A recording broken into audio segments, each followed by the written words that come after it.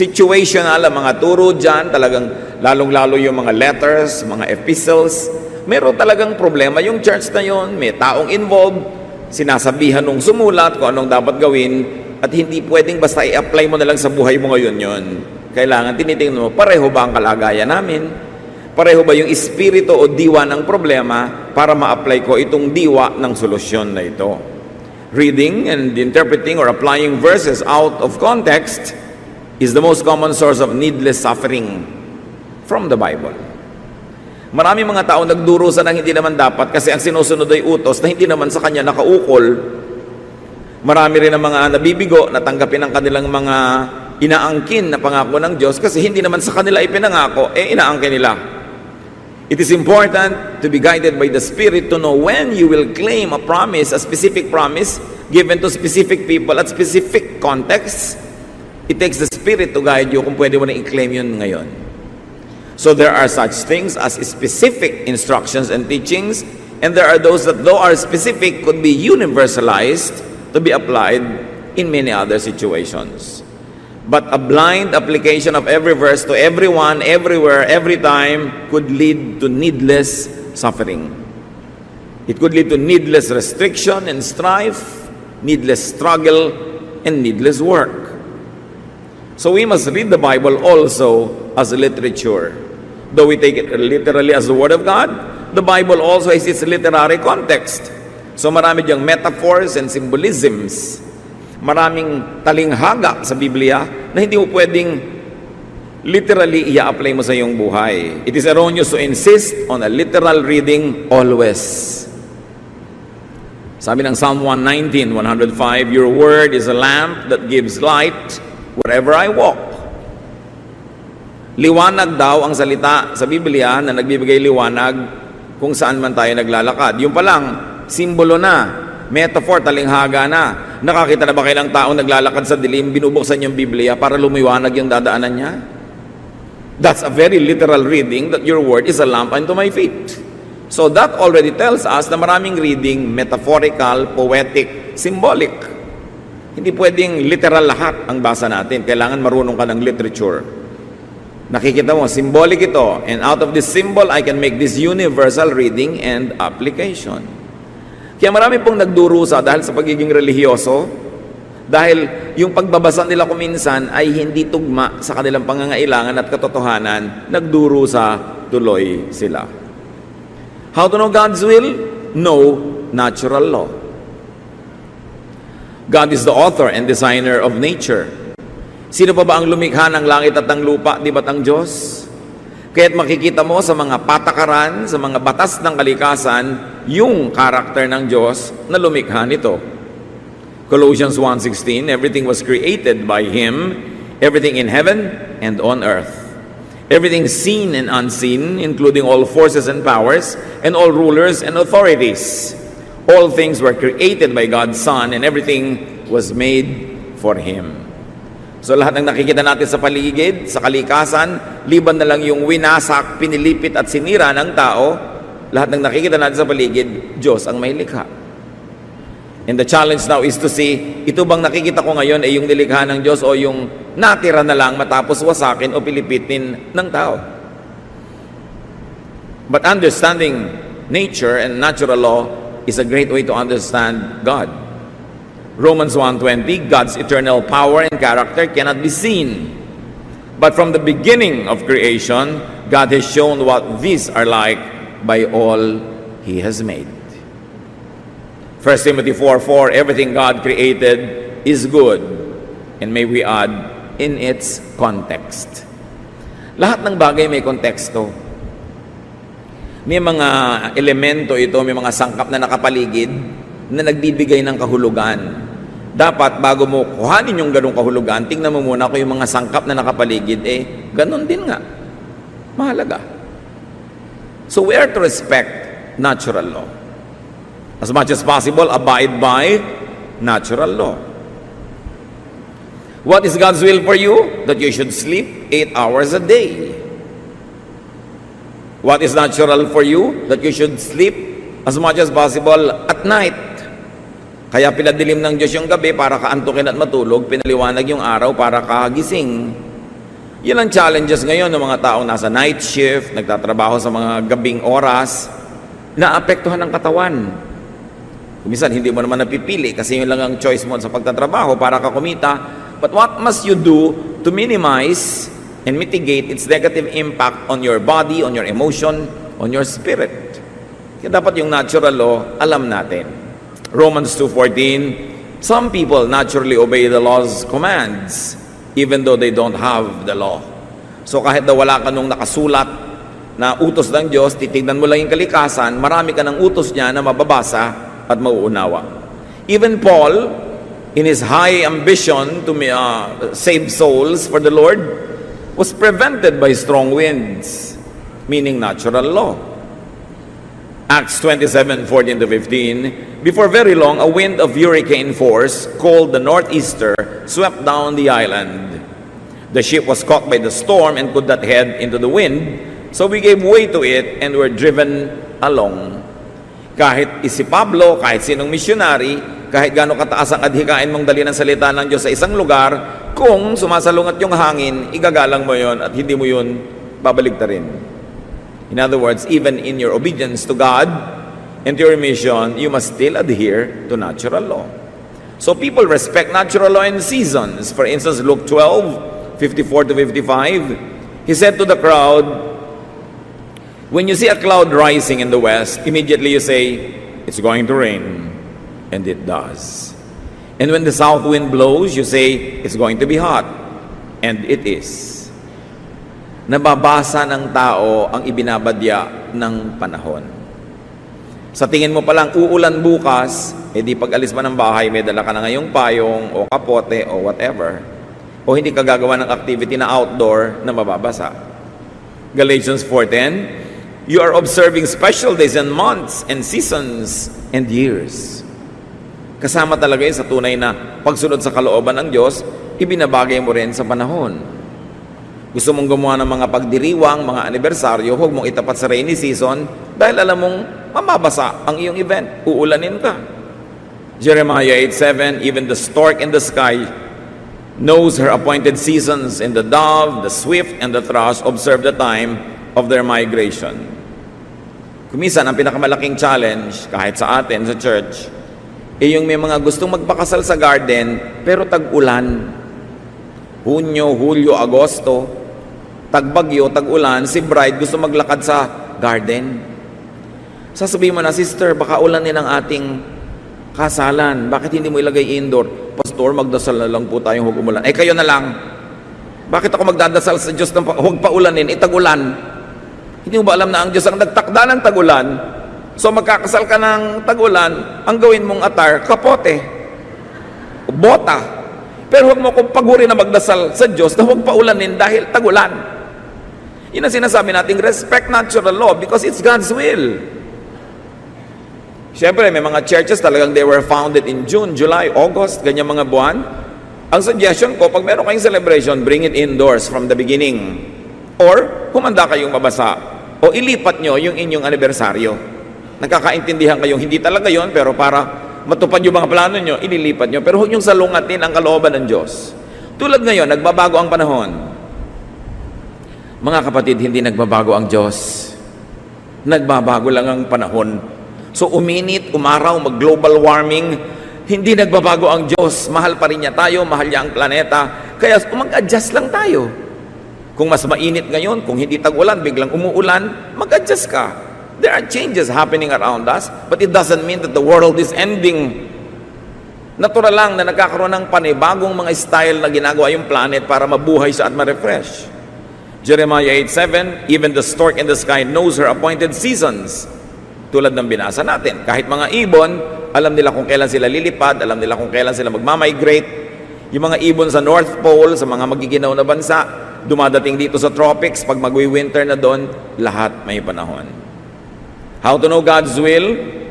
Gawin mo yung mas madali. Know God's will revealed in nature and do not fight it. Go along with it. How else do you know God's will? Pray. So may intellectual exercise, may physical exercise, at mayroong spiritual exercise. Seek guidance from the Spirit. 1 Corinthians 2:10, God's Spirit has shown you everything. His Spirit finds out everything and even what is deep in the mind of God. Hindi natin laging naaarok ang kalooban ng Diyos, pero yung Espiritu niya na nasa atin, yun ang nagbibigay sa atin ng pahiwatig kung ano ang niloloob ng Diyos. Kaya mahalaga sa prayer life, yung spiritual ka. Malapit ka sa Diyos para maunawa mo mga udyok, mga pahiwatig ng Espiritu na hindi kayang sabihin ng salita o ituro ng sino mang teacher. Romans 8:26, in certain ways we are weak, but the Spirit is here to help us. For example, when we don't know how to pray or what to pray for, the Spirit prays for us in ways that cannot be put into words. Isang dapat nating maunawa na yung Espiritu ng Diyos na nasa ating puso, nananalangin para sa atin kahit tayo mismo ay hindi nananalangin. Kaya maganda na meron tayong malapit na relasyon sa Espiritong ito ng Diyos na nananahan sa atin. Sa pamumuhay ng malinis, matapat, banal, lalong gumaganda ang relasyon natin sa Spirit, and therefore this Spirit is able to pray for us even more. The Spirit is able to reveal to us the will of God. Therefore, in prayer, we ask for what God wills to give us, and our prayer gets answered. Ang talaga namang prayer hindi yung hinihingi mo sa Diyos yung gusto mo, kundi hinihingi mo sa Diyos yung gusto niyang ibigay sa iyo na hindi niya ibibigay kung hindi mo hinihingi. Kaya kailangan mag-pray ka at tama, ayon sa kalooban ng Diyos ang pinagpe-pray mo. So, kilala mo ang Diyos through nature, therefore you don't ask for things against what is natural law. Unless you are asking for a miracle, ano ba, healing ng isang taong sobrang may sakit, that is going against natural law. There are examples in the Bible that allow us to pray along that line, but there is no guarantee that you will be answered. But in faith, why don't you pray anyway? Kasi may mga example na nangyari. So alam natin na what to pray for and what not to pray for. Pray through meditation and through quiet time. Mahalaga yung wala kang ginagawa, wala kang iniisip, tahimik ka lang sa presensya ng Diyos at nare-reveal sa iyo yung mga gusto niyang ipahiwatig, ipaalam through quiet time, without words. Yung iba naman, may babasahing scripture, pag-aaralan, may notebook pa, may guide pa, tapos isasara na, tapos na daw yung quiet time. No, quiet time primarily means quiet. Wala kang kausap, wala kang binabasa, nananahimik ka lang, merong space for the Spirit of God to be able to speak to you. Wala kang agenda, wala kang listahan ng gagawin. So iba naman yung daily Bible reading, iba naman yung devotion, pero yung quiet time, quiet ka lang talaga dapat. It is the secret of powerful spiritual life, to be still before the Lord and know that He is God. Many people receive revelation while praying. Katulad ni Cornelius sa Acts 10:1-4, sa oras ng kanyang pananalangin, dinalaw siya ng anghel at tinuruan ng mga kalooban ng Diyos para sa kanya. How else do you know God's will? Get godly and wise counsel. Pwede kang kausapin ng Diyos sa pamamagitan ng Biblia, sa pamamagitan ng kalikasan, sa pamamagitan ng panalangin, at pwede ka rin kausapin ng Diyos sa pamamagitan ng payo ng mga makadiyos na tao. From the spiritual and the religious, God can speak to you. Pero hindi lang sa mga religyoso. God can also speak to you from the intellectually wise.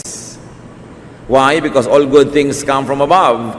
Even the knowledge of people who are not religious come from God. Kasi lahat ng karunungan na mabuti ay galing sa Kanya. And you can get counsel even from the street smart.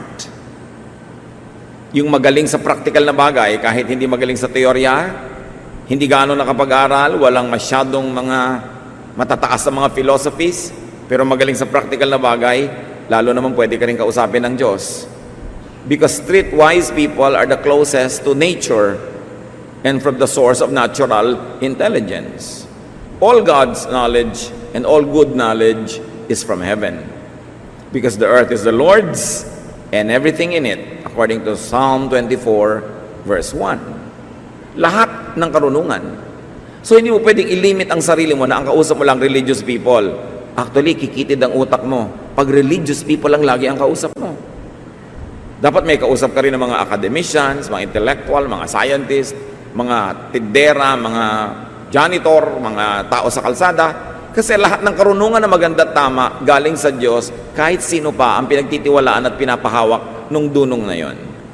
The quickest way really to have a narrow mind is to limit your source to religious people.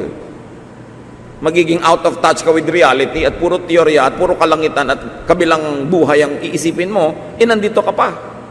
Dapat balance ang feeding ng ating isip. How else do you know God's will? Listen to your heart. Makinig ka sa pintig ng iyong puso, makinig ka sa iyong nadarama. Although, hindi ito napaka-reliable na source of guidance, pero yung nadarama natin ay pwede ring gamitin ng Diyos para magpahiwatig. Proverbs 14:10, no one else can really know how sad or happy you are. And according to the New International Version, each heart knows its own bitterness and no one else can share its joy. Ikaw lang ang nakababatid ng laman ng iyong puso. Minsan may magtatanong, Pastor, sino po ba ang God's will para sa akin na pakasalan? Lalaki A o lalaki B? So, aalamin mo na lahat yung mga factor. Then magtatanong ka na isa, sino ba yung mahal mo? Si A po. Kailangan pa bang i-memorize yan? Di ba? Yun ang sinasabi ng puso mo eh. Maliban na lang na may iba pa tayong pinag-usapan na si A pala ay walang ambisyon, si A pala ay babaero, si A pala ay ganito. Then, makinig ka na lang sa utak mo, makinig ka sa law of nature. Ang mga ninuno ba ditong si A ay ganito o si B? Ay naku, genetically, lugi ka dyan kung lahi ng mga lasenggo. Di ba? Chances are, magiging ganun din siya kung hindi niya lalabanan yung natural, which is really hard to fight. So, tinitingnan mo yung law of nature, yung intelligence mo, and then you listen to your heart. Filter out, however, personal agenda. Pagka humihingi ka ng guidance at nakinig ka lang sa iyong sariling damdamin, dapat ina-identify mo, sobra ko lang to kasing gusto. Hindi ako dapat magpadala sobra sa damdamin ko dahil dadayain ako ng damdamin ko na ito. Kaya sabi sa Psalm 139:24, see if there is any offensive way in me and lead me in the way everlasting. Suriin niyo po ako, Diyos. Tingnan niyo kung mayroong dapat tanggalin sa pag-iisip ko, sa damdamin ko, sa gusto ko, at nang ang matupad ko yung inyong sariling kaparaanan.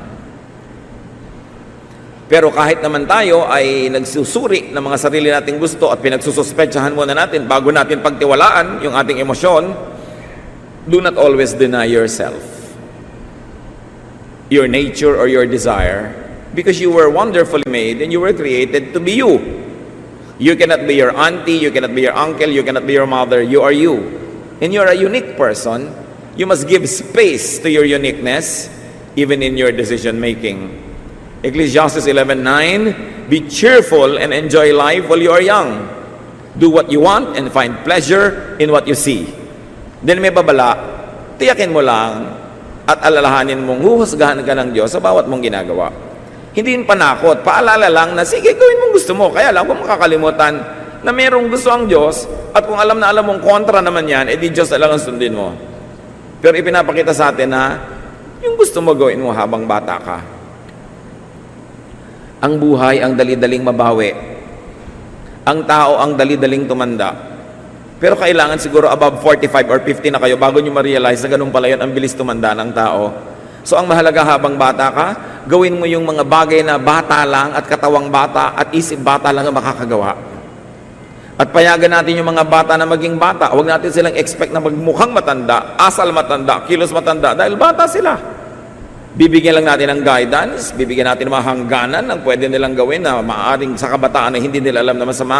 But we allow young people to be young. We allow children to be children. Because you have a lot of time to be old.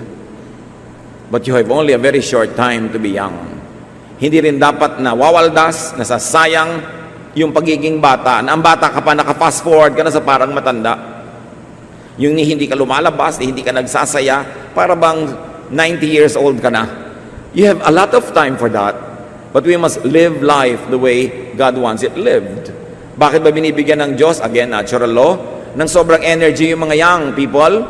For them to be energetic. For them to do energetic things. Tapos pipigilin mo ng pipigilin. It's against nature. Marami po mga religious activities and religious thought kontra sa nature. Pinipilit mo maging matanda ang bata, pinipilit mong wag nilang gawin ng mga natural lang ginagawa ng mga bata. Basta alam natin yung limitasyon at hangganan ng ating moralidad, hindi napapanganib yung buhay, we must allow people to live in their age and age bracket. How else do you know God's will? Observe outward events. Because God is God of nature and God of the universe, God can guide you through what happens around you. Observe outward events and interact with them. Interact with God when He chooses. Because God sometimes can be actively involved in our life. In real time. Hindi laging ginagawa ng Diyos, pero kung gusto niyang gawin, walang nakakapigil, na siya mismo ay sumali sa mga aktual na nangyayari sa ating buhay, at nandun siya, even sometimes to override the law of nature. So we must be sensitive. Acts 16:16, Paul and his friends went through Phrygia and Galatia, but the Holy Spirit would not let them preach in Asia. So nangangaral sila Pablo kung saan-saang lugar, pero yung mga lugar na hindi pinayagan ng Spirit na puntahan nila. So the Spirit was actively involved in the mission, and in fact, it was the Spirit that was preventing them from going to some place. So hindi ko mo mission, hindi ko mo godly work, pwede mo nang gawin sa lahat ng lugar, sa lahat ng oras, kahit kailan mo ibigin, kasi kahit yon ay may direksyon na ibinibigay ang Espiritu ng Diyos. So it's important to be sensitive. Pag hindi mo alam talaga, kapatid, kung anong gagawin, hindi mo alam sinong pipiliin, si manliligaw A, manliligaw B, negosyo 1, negosyo 2, employment C or D, take exploratory and experimental steps. Hindi mo alam kung ang swimming pool na tubig ay mainit o malamig. Anong gagawin mo? Di ba ilulubog-lubog mo ng konting daliri mo? Titingnan mo. Yan yung sinasabi nating exploratory steps. But be cautious. Take tentative steps only. You don't dive into a pool to know kung mainit o malamig. Kasi huli na, kung malaman mo na too hot or too cold for you. Test. Pag tinetest mo ang isang bagay, gusto mo halimbawang magnegosyo, alimba, magtatayo ba ako ng sari-sari store o magtatayo ba ako ng restaurant?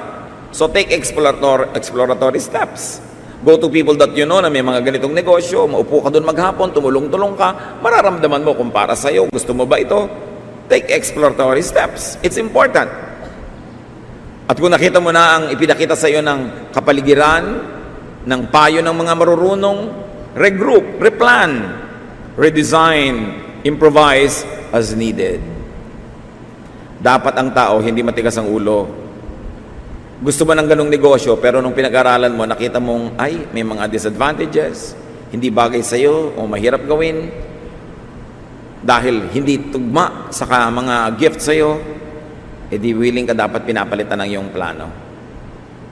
Gusto mong maging girlfriend si ganong babae, papasok nakausap mo, nalaman mong ganito pala't ganon, di willing ka dapat na either hindi ituloy yun o i-delay.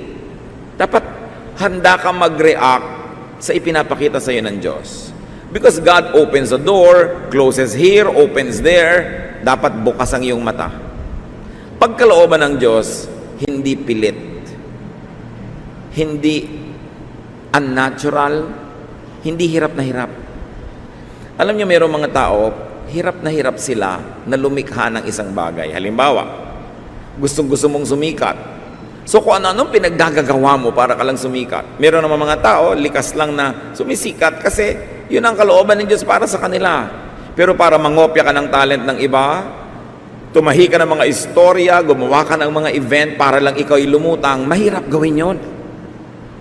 Mahirap magpa-star kung hindi ka naman talaga star material o nasa isang maling lugar ka o maling larangan. So dapat natural ka lang at yung natural magaganap ayaw mo man o hindi. And remember that God gives progressive revelation. Hindi naman ibinibigay sa iyo ng Diyos lahat ng kaalaman eh. Every step of the way, bibigyan ka ng konti. At dahil masunurin ka, nakamove ka ng 2 steps. Pagdating doon, mananalangin ka na naman, maghahanap ka na naman ng, halimbawa, liliko ba ako sa kaliwa, sa kanan, aakyat ba ako, bababa, and then i-reveal sa iyo ng Diyos, take steps ka na naman. So, konti-konting steps para kung nagkamali ka, madaling umatras. Ay, mali, aatras ako. Pero yung aandar ka ng walang preno, tuloy-tuloy, dire-diretso, kahit malaman mo ng mali ka, hindi ka na makapigil ng sarili dahil meron ka ng velocity, meron ka ng buwelo, mahirap yun. Kaya hindi nagpapadalos-dalos ang tao. Lalo sa mga, anong course ba ang pag-aaralan ko, tas lipat ka ng lipat, shift ka ng shift, sayang ang panahon at pera. O, sino ba ang pakakasalan ko? Nagmamadali ka, tapos nakasal ka na nung nalaman mo, ay, hindi pala kayo bagay. O, mamumuhunan ka agad sa isang negosyo na nung kalagitnaan doon mo lang nalaman na hindi pala yun talaga ang gusto mong gawin at hindi bagay sa iyo. So, dahan-dahan. Sabi ng matatanda, ang naglalakad ng marahan, kung matinik ay mababaw. Be tentative. Be willing to change your mind. And finally, at least for today's discussion, how do you know God's will? Get the best advice from all of the above and move. Move na. Pag na-consider mo na yan, natural law, God's word, counsel of godly people, counsel of intellectuals, counsel of streetwise people, your emotion, the events around you, the seasons, natural laws, dapat may gawin ka na. Decide and go for it. Commit. Kung meron ka ng clear guidance, mamuhunan, tumaya ka na. Kasi walang mangyayari kung hindi ka talaga magte-take ng risk. Lahat may risk. Lahat ay merong pagsasapalaran. Kahit gano'ng karaming research, aral, dasal lang ginawa mo, darating ang panahon, magde-decide ka, tataya ka sa gusto mong tayaan, and as they say, the die is cast. Kung nagkamali ka doon, nabigo ka, nalugi ka, natalo ka, di at least marunong ka na ngayon. Next time, alam mong hindi ka dapat doon magpunta, may iba ka ng choices, huwag na lang uli doon. But, sabi sa Ecclesiastes 11:4, if you worry about the weather and don't plant seeds, you won't harvest a crop.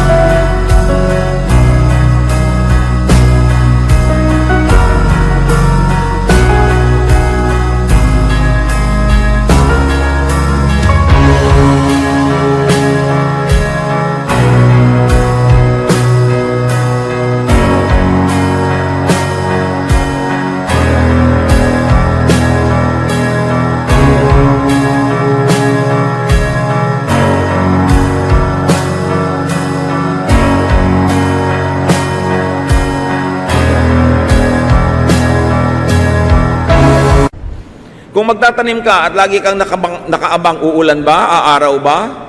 Magkakaroon ba ng tagtuyot, La Nina, El Nino? Magkakaroon kaya ng enough fertilizer supply during the year? Pag inisip mo lahat yan, hindi ka magtatanim.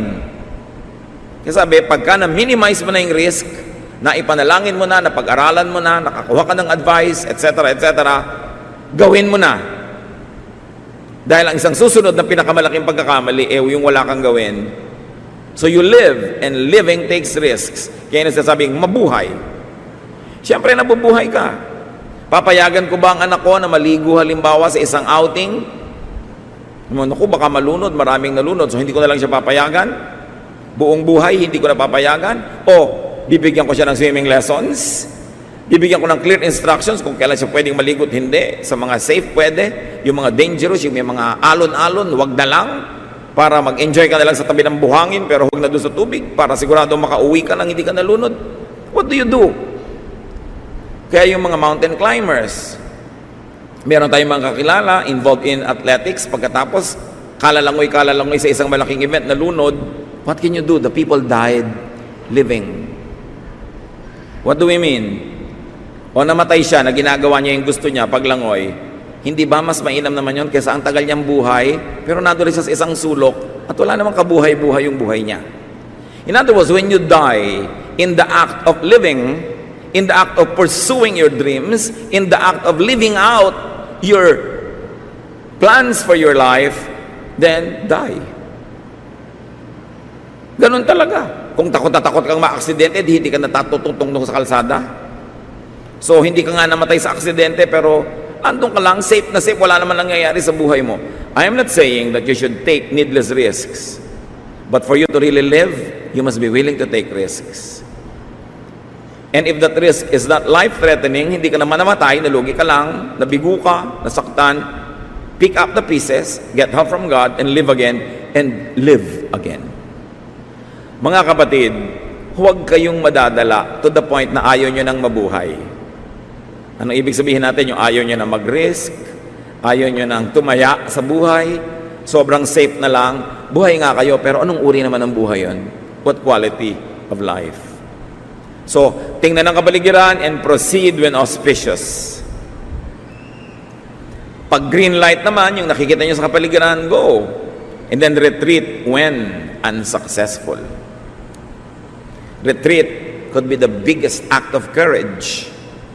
Kung alam nyong talo dito, walang mangyayari, atras. Kesa magtapang-tapangan ka, tuloy-tuloy ka sa alam mong matatalo ka rin lang, so atras. Kahit natakansyawan ka nung iba. Sasabihin pa rin mo, no, sabi ko sa iyo, so, tama ka, o din-approve na nating tama ka. Ngayon alam ko na rin. Then next time, hihingin ko ulit ang advice mo. Yung iba kasi pag napapasubo, kahit alam na nilang talo, tuloy pa rin. No. Use your brain. And that is respecting natural law because God gave you intelligence.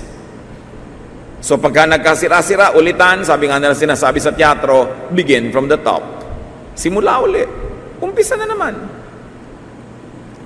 Life is long enough for you to have many chances and many cracks at what you really like in life. But trying and failing is better than failing to try. Mabuti pang sumubok at nabigo. Pero kesa naman sa hindi ka sumubok man lang, yun ang tunay at malaking kabiguan. So how do you know God's will? Know God's will in advance. Dapat advance.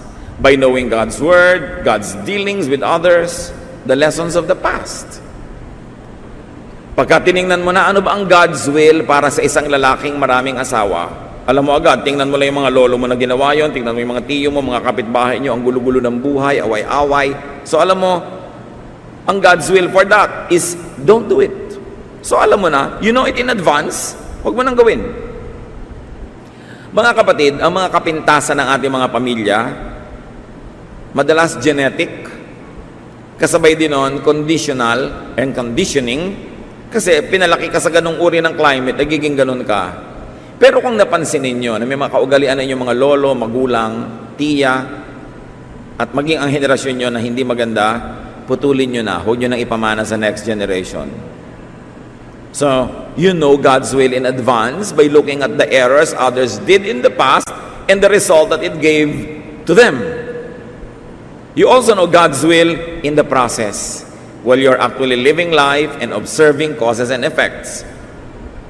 But you can also know God's will in retrospect by reviewing your past errors, and then you learn from it.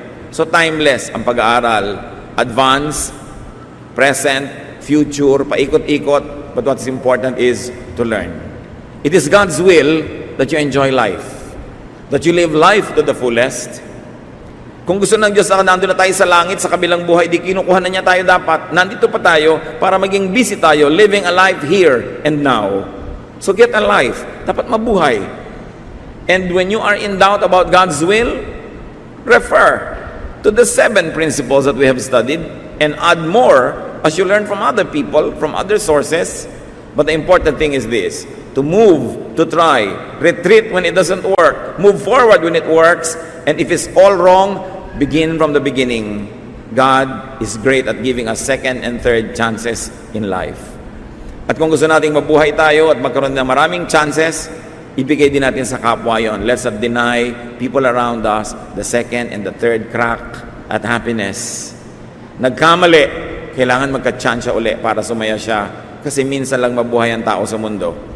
Kailangan we get the most out of life, we give the most to God and to fellow men. You minimize sorrow and pain, you maximize your good deeds, and then of course, you are ready to meet your God.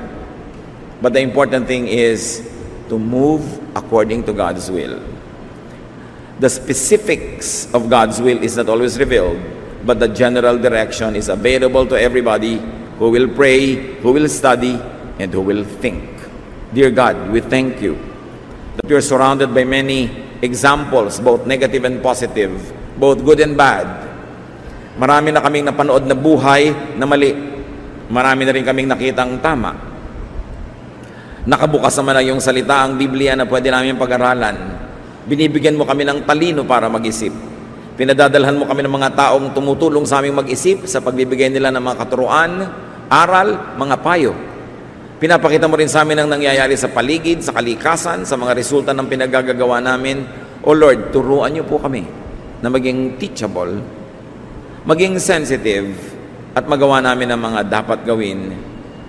At na ang mga pasya namin ay tama, hindi kami laging paulit-ulit sa mali, bagamat nagkakamali, pero natututo, and we rise up as better people. Panginoon, nawa, sino man sa mga kapatid ngayon ang mayroong mahalagang pasyang dapat gawin, ituro mo, Panginoon, ang mga prinsipyong ito para lumaki yung pagkakataong tama ang magawa at lumiit yung pagkakataong mali ang maging pasya. Sino man sa amin ang gagawa ng pasya, maliit at malaki, sa lalong madaling panahon, teach us, Lord, to apply these principles so we can maximize our happiness, our spirituality and fruitfulness, and minimize our sorrows, and minimize the damage that we inflict on other people.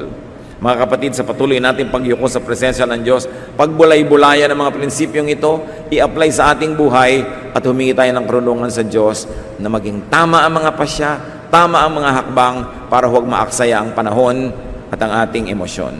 Dear God, continue to guide your people, that we will be living in the center of your will. We will move when you tell us to move, and we stop when you want us to stop. Lead us, make us sensitive to your will. Let's continue to silently listen to God's voice so that we will be guided in making decisions.